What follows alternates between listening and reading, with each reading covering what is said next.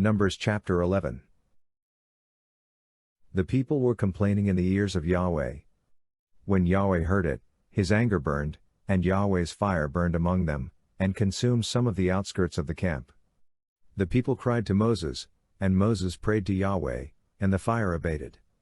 The name of that place was called Taberah, because Yahweh's fire burned among them. The mixed multitude that was among them lusted exceedingly, and the children of Israel also wept again, and said, Who will give us meat to eat? We remember the fish, which we ate in Egypt for nothing, the cucumbers, and the melons, and the leeks, and the onions, and the garlic, but now we have lost our appetite. There is nothing at all except this manna to look at. The manna was like coriander seed, and it looked like bdellium. The people went around, gathered it, and ground it in mills, or beat it in mortars, and boiled it in pots, and made cakes of it. Its taste was like the taste of fresh oil. When the dew fell on the camp in the night, the manna fell on it. Moses heard the people weeping throughout their families, every man at the door of his tent, and Yahweh's anger burned greatly, and Moses was displeased. Moses said to Yahweh, Why have you treated your servant so badly? Why haven't I found favor in your sight, that you lay the burden of all this people on me? Have I conceived all this people? Have I brought them out, that you should tell me, Carry them in your bosom, as a nurse carries a nursing infant, to the land which you swore to their fathers? Where could I get meat to give all these people? For they weep before me, saying, Give us meat, that we may eat.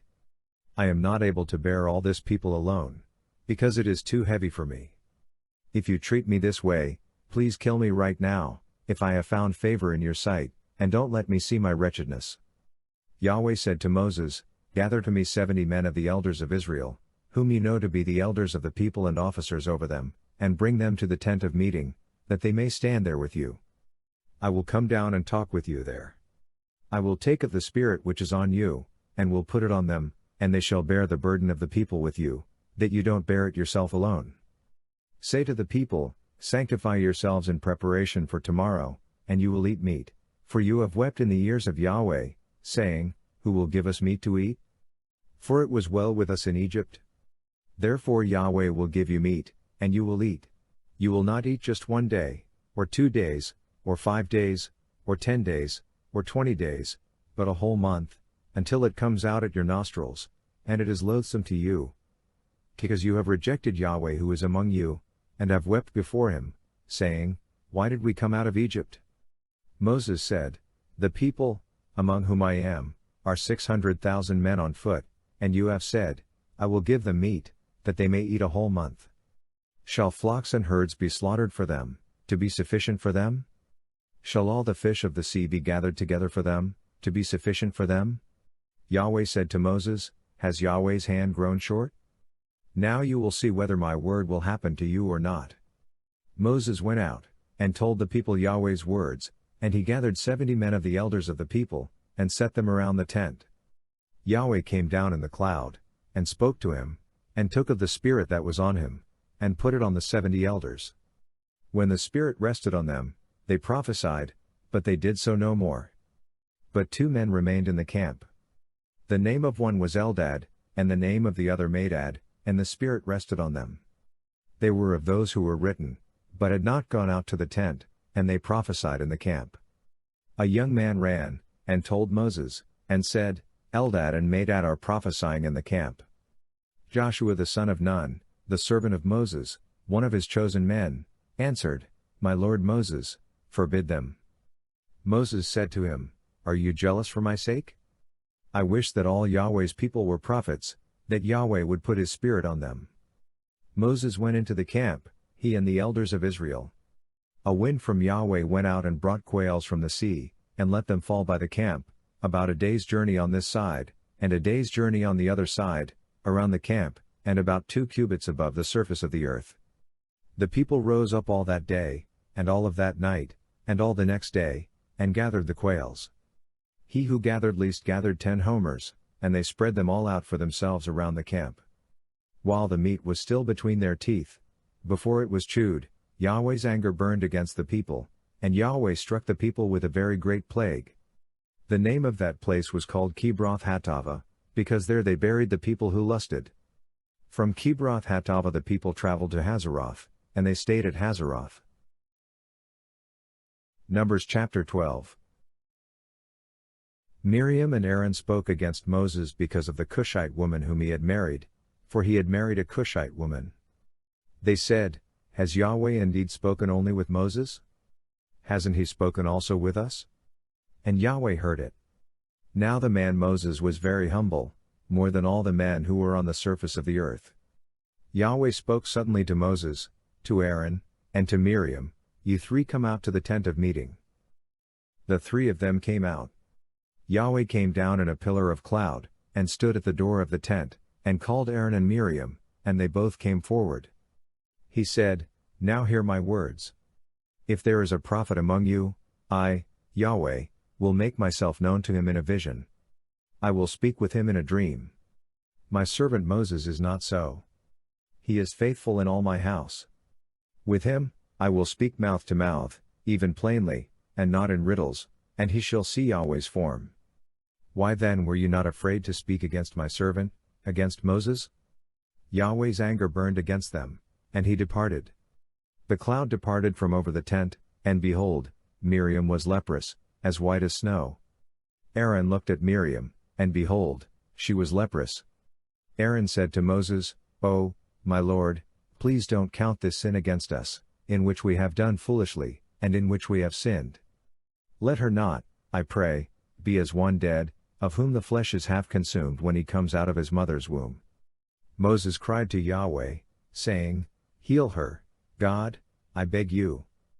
Yahweh said to Moses, "If her father had but spit in her face, shouldn't she be ashamed 7 days? Let her be shut up outside of the camp 7 days, and after that she shall be brought in again." Miriam was shut up outside of the camp 7 days, and the people didn't travel until Miriam was brought in again. Afterward the people traveled from Hazeroth, and encamped in the wilderness of Paran. Numbers chapter 13. Yahweh spoke to Moses, saying, "Send men, that they may spy out the land of Canaan, which I give to the children of Israel. Of every tribe of their fathers, you shall send a man, every one a prince among them." Moses sent them from the wilderness of Paran according to the commandment of Yahweh. All of them were men who were heads of the children of Israel. These were their names. Of the tribe of Reuben, Shammua the son of Zakur. Of the tribe of Simeon, Shaphat the son of Hori. Of the tribe of Judah, Caleb the son of Jephunneh.